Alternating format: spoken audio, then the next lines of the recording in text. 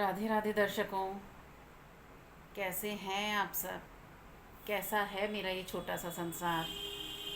कैसे हैं घर में सब, ज़रूर बताइएगा। सबसे पहले आप सभी को पाक मोचनी एकादशी की बहुत बहुत शुभकामनाएं। तो चलिए शुरुआत करते हैं आज एक नई वीडियो की, एक नई किस्से की। अभी 2 दिन पहले मुझे एक मैम का फ़ोन आया। उन्होंने कहा कि आपने इतने दिन से हमें आध्यात्मिक कुछ भी नहीं सुनाया है। हॉन्टेड तो हम रोज़ सुनते हैं, हमारे लिए थोड़ा सा कुछ आध्यात्मिक लेकर आइए। तो मैंने कहा ठीक है, आध्यात्मिक लीजिए।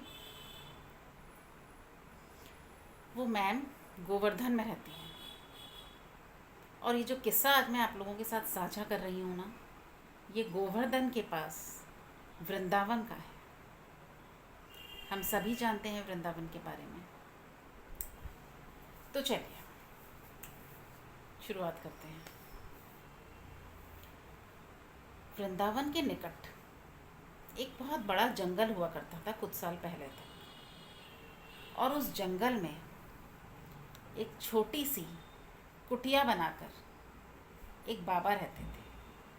बाबा जो दिन रात कृष्ण भक्ति में लीन रहते, कृष्ण के अनन्य भक्त, पूजा पाठ साधना भक्ति भाव आराधना मंत्र जाप, इस सब के अलावा बाबा के जीवन में कुछ और था ही नहीं। किसी और चीज़ के लिए, किसी सांसारिक वस्तु के लिए, किसी सांसारिक प्राणी के लिए कोई स्थान बाबा के जीवन में नहीं था। और इस संपूर्ण दुनिया में, संपूर्ण ब्रह्मांड में एक कृष्ण के अलावा बाबा का कोई था भी नहीं। अच्छा बुरा जो भी था, सब कुछ बाबा के राघव, उनके गोविंद, उनके माधव, उनके केशव थे। बाबा अनेकों नाम से अपने कृष्ण को पुकारते, उनके साथ बातें करते। सुबह से रात तक का नित्य नियम बाबा का कृष्ण कृष्ण करते ही बीत जाता। बाबा सुबह से रात तक अपने ठाकुर जी को, अपने लल्ला को भांति भांति के नाना प्रकार के भोग लगाया करते, उन्हें भोग अर्पण किया करते। हर छोटी से लेकर बड़ी चीज़ तक अपने लल्ला को बाबा अर्पण किया करते। एक रोज़ बाबा ने सोचा, एक्चुअली मैं आपको बताऊं, बाबा जब घर से बाहर निकलते, अपनी कुटिया से बाहर निकलते थे ना, तो वो केवल ज़रूरत की चीज़ों के लिए और मंदिर जाने के लिए। और सच पूछिए तो बाबा की खुद की तो कुछ ज़रूरतें थी ही नहीं। उनके लल्ला की ज़रूरतें, उन्हें पूरा करने के लिए तरह तरह की चीज़ें उनके लल्ला को पसंद थीं। उन्हें संपूर्ण करने के लिए, उन्हें भोग अर्पण करने के लिए बाबा बाज़ार जाया करते। कभी फल, कभी मिठाई, कभी नाना प्रकार की चीज़ें, दुनिया भर की चीज़ें बाबा अपने लल्ला के लिए लाया करते, जाने कहाँ कहाँ से ढूंढ कर। और खुद सिर्फ एकमात्र स्थान मंदिर, और उसके बाद उनकी कुटिया। अब बाबा एक दिन बाज़ार के लिए निकले थे। लौटते हुए मंदिर होकर आए। आते आते उन्हें अंधेरा होने को आ गया। अब बाबा ने जल्दी जल्दी कदम बढ़ाने शुरू किए, क्योंकि उनके मन में एक बात जो उन्हें परेशान कर रही थी, मेरा लल्ला बिल्कुल अकेला होगा, मेरा लल्ला कहीं अकेले में डर ना जाए। इतना सुनसान जंगल, उसमें मेरी छोटी सी कुटिया, मेरा लल्ला कहीं घबरा ना जाए, वो मेरी प्रतीक्षा कर रहा होगा। ऐसा सोचते हुए बाबा जल्दी जल्दी तेज़ी से कदम बढ़ाते हुए अपनी कुटिया की तरफ चले जा रहे थे। बाबा अपनी कुटिया में पहुँचे। सबसे पहले अपने लल्ला को हाथ मुँह धोकर, अपने लल्ला की आरती की, संध्या आरती का समय हो चुका था, अपने लल्ला को भोग अर्पण किया, धूप दीप किया। थोड़ी देर वो अपने लल्ला के साथ बैठे। उन्होंने अपने कृष्ण के साथ थोड़ी देर बातचीत की, बताया विलम्ब क्यों हुआ, देर से आने का कारण बताया, सब चीज़ें बताईं। सब करके सारी अपने कार्य पूर्ण करके अपने लल्ला को भोग लगाकर बाबा बाहर आकर बैठ गए कुटिया से। बैठे बैठे अचानक बाबा के मन में विचार आया कि मैं इस लल्ला के लिए दिन रात एक करे देता हूँ। हर क्षण मुझे इसी की चिंता रहती है। अपना मेरा कुछ है ही नहीं, जो है इसी के लिए है, जो है इसका है, इसका दिया हुआ है। सुबह से रात तक मेरा सारा सब कुछ इसी को अर्पण है। लेकिन ये कैसा निष्ठुर है, क्या इसे कभी मेरी याद नहीं आती? इतने वर्षों में इसे कभी नहीं लगा कि चलो बाबा के पास हुआ, एक बार ही सही बाबा से मिलाऊं, बाबा से उनका हाल पूछाऊं। इसके मन में नहीं आया। अब क्या था, बाबा उठे, अंदर आए और अपने लल्ला के सामने आकर बोले जो वो बाहर सोच रहे थे। तू कैसा निष्ठुर है, तुझे एक बार मेरी याद नहीं आती? एक बार तुझे नहीं लगा कि चलो चलकर बाबा से मिलाऊं? एक बार तुझे नहीं लगा कि मेरा हाल पूछने आ जाता? अब सुन ले, तुझे कल आना है। मैं तुझे आमंत्रण दे रहा हूँ। मेरी इस छोटी सी कुटिया में तुझे आना होगा और तू आएगा। मैं तेरा इंतज़ार करूँगा, मैं तेरी प्रतीक्षा करूँगा, पलकें बिछाए, और तू आएगा। ऐसा कहकर ठाकुर जी को रात्रि का अंतिम भोग अर्पण कर कर उन्हें शयन कराकर बाबा खुद भी सोने चले गए। चले कहाँ गए, वहीं सोए, ठाकुर जी के पास ही सोते थे। पर बाबा की आंखों में नींद नहीं थी। वो सोच रहे थे कि मुझे कल क्या क्या तैयारियां करनी हैं अपने लल्ला के लिए। वो मेरे घर आएगा, कैसे उसका स्वागत करना है, उसे क्या क्या पसंद है जो वो मन से खाएगा। बाबा ने मन ही मन सोच लिया था कि मैं कई तरह के पकवान बनाऊंगा, कई तरह की चीज़ें बनाऊंगा अपने लल्ला के लिए। सारी तैयारी उन्होंने जैसे मन ही मन कर ली थी। रात्रि तो ऐसे ही बीत गई, बाबा को कोई नींद भी नहीं आई। सवेरा हुआ, ब्रह्म मुहूर्त में बाबा उठे, स्नान आदि करके अपने पूजा पाठ किए, सब कार्य किए जो वो करते थे, और बाबा जुट गए तैयारियों। भाई आज उनके लल्ला को जो आना था उनके पास। बाबा तैयारियां करते करते, पकवान बनाते बनाते ये भी सोच रहे थे कि जब आएगा ना, पहले तो इसे बिठाऊंगा थोड़ी देर, फिर इसके चरण धोऊंगा, फिर इसके सिर पर हाथ फेरूंगा। क्या क्या पसंद है मेरे लल्ला को, वही वही चीज़ें ज़्यादा बनाता हूँ। बहुत कुछ बनाया बाबा ने, दुनिया भर के पकवान बनाए। अब बाबा के मन में चल रहा था कहीं उसे विलंब ना हो जाए आने में, कहीं वो समय से पहले ना आ जाए। चलो मैं अपना सारा कार्य निपटा लेता हूँ। बाबा ने सब तैयारियां कर ली थी, बेहद उत्साहित थे, हर्षोल्लास से मन भरा हुआ था। बाबा सारा कार्य निपटा कर तैयार होकर अपने लल्ला के इंतज़ार में बैठ गए। बार बार समय का सोच रहे थे कि समय तो तेज़ी से भाग रहा है, मेरा लल्ला आ रहा होगा। सोचते सोचते 1 बजा, 2 बजा, 4, 5। अब जब 5 बजे बाबा अचानक चौंके, अभी तक नहीं आए, 5 बज रहे हैं, इसने इतना विलंब क्यों कर दिया आने में। अब यहाँ बाबा के भाव देखिए। बाबा ने सोचा जंगल का रास्ता है, उसे मेरा घर पता नहीं मिलेगा भी या नहीं। चलो मैं खुद होकर आता हूँ, कहीं वो रास्ते में ना हो, कहीं मुझे ढूंढ ना रहा हो। मेरी कुटिया बहुत अंदर है जंगल के। बाबा उसी रास्ते पर चल दिए जहाँ से वो खुद आया जाया करते थे। आगे तक गए, बहुत दूर तक गए, इधर उधर देखा कहीं मेरा लल्ला दिख जाए, पर कोई नहीं दिखा। बाबा वापस आए और प्रतीक्षा में बैठ गए।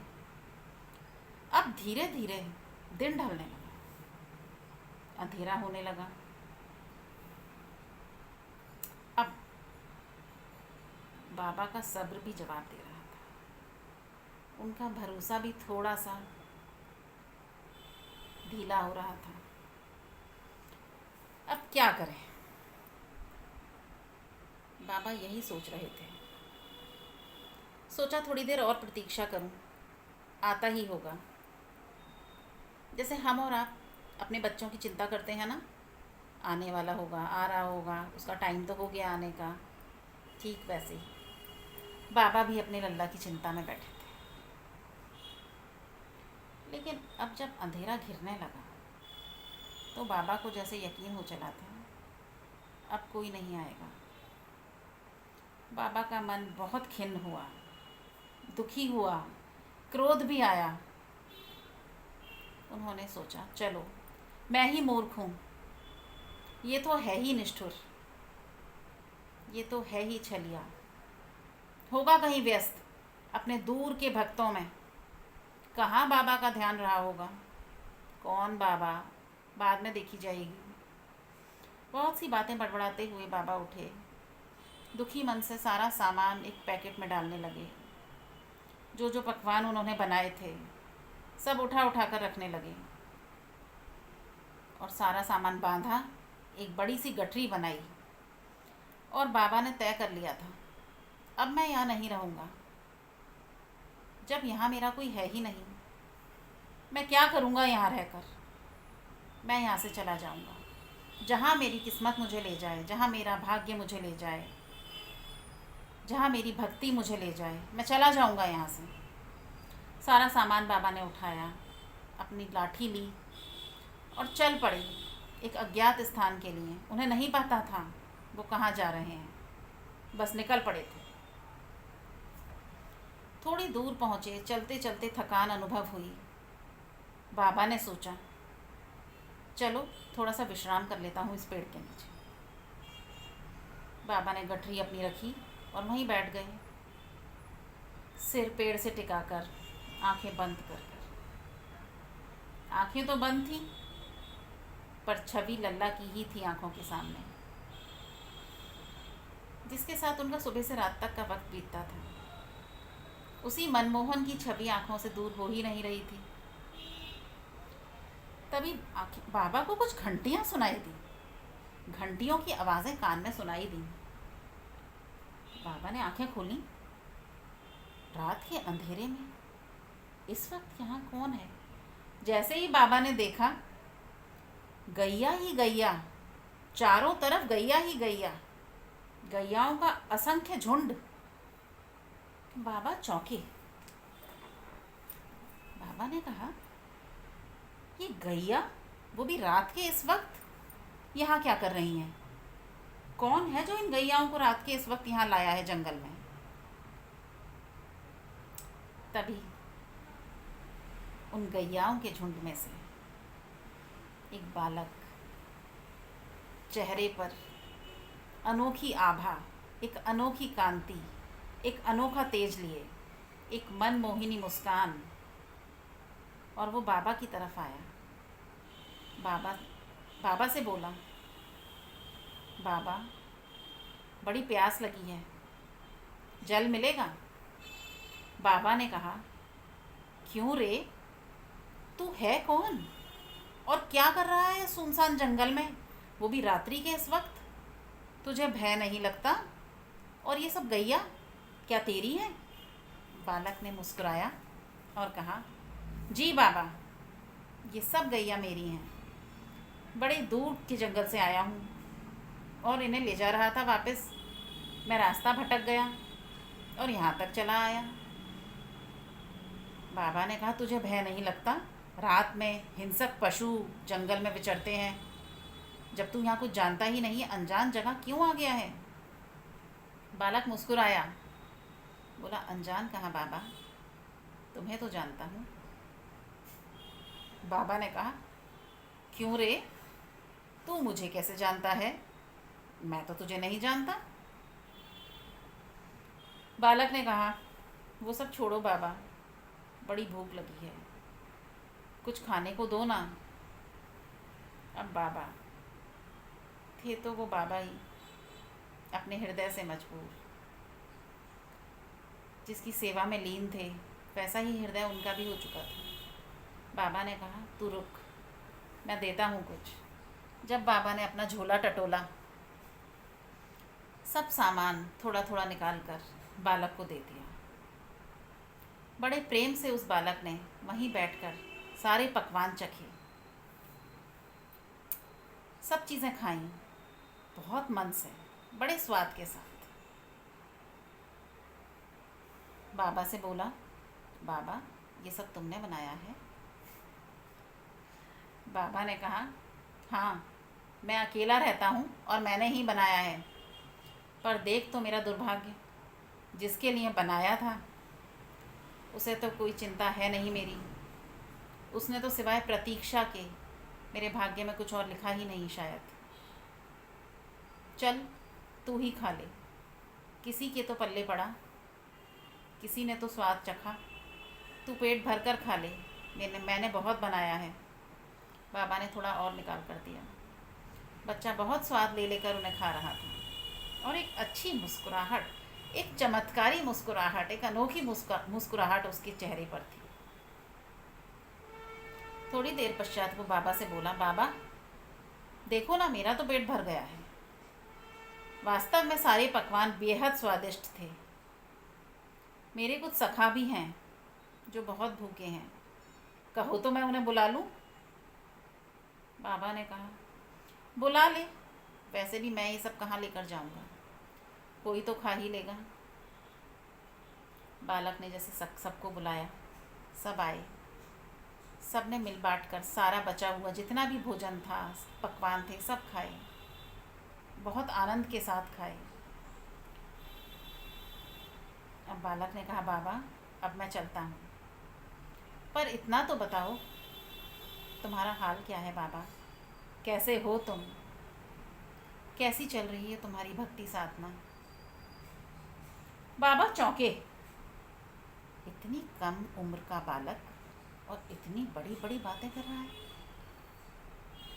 बाबा बोले, तुझे क्या, तू जानता भी है क्या होती है भक्ति, क्या होती है साधना, क्या होते हैं भाव, कौन है ईश्वर? बालक बोला, बाबा दिन रात मुझसे मिलते हो, सुबह से रात तक का समय मेरे साथ बिताते हो, और मुझे नहीं पहचान पा रहे हो? अब बाबा ने कहा, कौन है रे तू, इतना अच्छी तरह मुझे तू कैसे जानता है? क्यों तू मेरे से बार बार मेरे हालचाल पूछ रहा है? तब बालक ने कहा, सुबह से तो मेरी प्रतीक्षा कर रहे थे, फिर मुझे कोस रहे थे, जब मैंने अत्यधिक विलंब कर दिया तो क्रोधित होकर कुटिया ही छोड़ आए। अब तो बाबा को कुछ नहीं सूझा, बाबा सब कुछ समझ चुके थे। बाबा उस बालक के चरणों में गिर पड़े, हाथ जोड़े, बाबा की आंखों से अश्रुधारा बहे जा रही थी। बाबा बोले, तूने आने में इतनी देर कर दी, तू तो बहुत निष्ठुर है, मैं तो अब तक यही समझ रहा था, तुझे बहुत कोसा, बहुत क्रोध किया तुझ पर, मुझे माफ़ करना केशव, मैं तुझे पहचान नहीं पाया। आंखें अब बूढ़ी हो चली हैं, शरीर अब ढल चुका है, तेरा बाबा अब बूढ़ा हो चुका है, मुझे माफ़ करना, मैं तुझे पहचान नहीं पाया। बाबा बंद आंखों से जैसे सब बहुत कुछ बोले जा रहे थे। कुछ समय पश्चात बाबा ने आंखें खोली, चारों तरफ देखा, वहाँ तो कोई था ही नहीं। कहाँ गया वो बालक? अपने संपूर्ण आभा मंडल से बाबा को चौंकाने वाला वो बालक। बाबा बदहवास इधर से उधर देख रहे थे, पुकार रहे थे, कहाँ है तू, कहाँ है तू, कहाँ चला गया? अभी तो यहीं था, कहाँ गई तेरी गैया, कहाँ गए तेरे ग्वाल बाल? पर वहाँ तो जैसे कोई था ही नहीं। जो आया था वो जा चुका था। बाबा नेत्रों से केवल अश्रुधारा बहाते हुए गोविंद, माधव, केशव, वल्लभ जने कितने नामों से अपने लल्ला को पुकार रहे थे, अपने ठाकुर जी को पुकार रहे थे। पर वो तो बाबा से मिलने आए थे, बाबा का हाल पूछकर, बाबा के साथ बैठकर, कुछ समय बिताकर वापस जा चुके थे। बाबा दौड़े दौड़े कुटिया की तरफ भागे, वापस आए, अपने लल्ला के पास बैठे जहाँ वो पूजा पाठ किया करते थे, उनसे बातें की और रोए जा रहे थे, रोए जा रहे थे। तू थोड़ी देर तो रुकता, तू कुछ क्षण और रुकता ना, अभी तो मन भरा भी नहीं था। थोड़ी देर तो रुकता, अभी तो तुझे ठीक से देखा भी नहीं था। तू कुछ क्षण तो मेरे साथ और बिताता, मैं जी भर के तेरी छवि अपने नेत्रों में भर लेता, फिर मुझे कुछ नहीं चाहिए था। कहते कहते बाबा वहीं बिस्तर पर लेट गए। थोड़ी देर तक अपने ठाकुर जी से बातें की, बार बार यही रट लगाए जा रहे थे। तो कुछ कुछ क्षण तो मेरे साथ रुकता, मैं ठीक से देख तो लेता, अभी तो मेरा दिल भी नहीं भरा था मोहन। तू इतनी जल्दी क्यों चला गया? आया भी और चला भी गया, मेरी आत्मा भी तृप्त नहीं हो पाई। तू तो तृप्त हो गया खा पी कर, पर मुझे यूं ही छोड़ गया। और बार बार माफ़ी मांग रहे थे, मैंने तुझे पहचानने में इतना विलंब क्यों कर दिया। खुद को कोस रहे थे, मैं कैसे तुझे नहीं पहचान पाया, मैंने तुझे क्यों नहीं रोका, मैंने तेरा हाथ पकड़कर तुझे क्यों नहीं अपने पास बिठाया। देख, मैं तेरे सर पर हाथ भी नहीं फेर पाया। कहते कहते बाबा रोते रोते उसी क्षण, जानते हैं, बाबा ने इस देह को त्याग दिया। उसी क्षण उनके प्राण निकल गए। बाबा सीधे विष्णु लोक को गए, अपने हरि के पास, अपने लल्ला के पास, अपने ठाकुर जी के पास।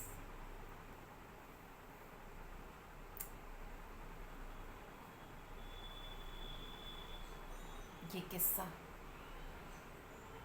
ये वाकया बहुत कुछ सोचने पे मजबूर कर देता है। बेशक आज हम कलयुग में जी रहे हैं, पर कौन कहता है भगवान आते नहीं? कौन कहता है भगवान आते नहीं? अरे तुम बुलाते नहीं, तुम बुलाते नहीं भाई, तुम बुलाते नहीं। वही माधव आज भी हैं, वही लल्ला आज भी है, वही ठाकुर जी आज भी हैं। देर है उन्हें बुलाने की, उन्हें पुकारने की, उस भक्ति की, उस भाव की और उस आस्था की जो बाबा ने उन्हें दी थी। हमारे अंदर उतनी भाव, उतनी आस्था, उतनी प्रकांड भक्ति तो नहीं है, लेकिन जितनी है ना, अपने ठाकुर जी को पुकारने के लिए, उन्हें बुलाने के लिए, अपनी तरफ खींचने के लिए पर्याप्त है। कभी कोशिश करके देखिए, आपको एक अलग सी एनर्जीज महसूस होंगी, एक अलग सा पागलपन अपने दिमाग में महसूस होगा।